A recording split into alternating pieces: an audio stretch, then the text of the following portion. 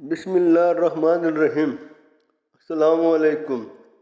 حضرت ابو سعید خدری رضی اللہ تعالیٰ عنہ سے روایت ہے، انہوں نے رسول اللہ صلی اللہ علیہ وآلہ وسلم سے سنا، آپ فرما رہے تھے جب کوئی بندہ مسلمان ہو جاتا ہے پھر اسلام پر اچھی طرح کاربند رہتا ہے تو اللہ تعالیٰ اس کے تمام گناہوں کو معاف کر دیتے ہیں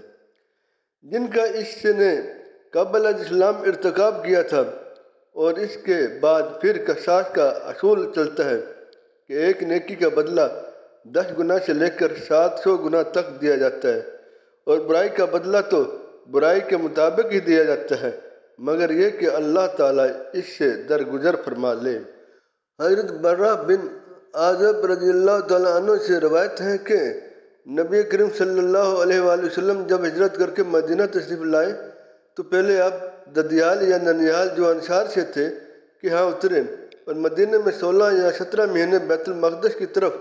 منہ کر کے نماز پڑھتے رہے۔ البتہ آپ چاہتے تھے کہ آپ کا قبلہ کعبہ کی طرف ہو جائے، چنانچہ ہو گیا، اور پہلی نماز جو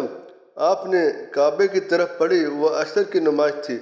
اور آپ کے ہمراہ کچھ اور لوگ بھی تھے۔ پھر ان میں سے ایک شخص نکلا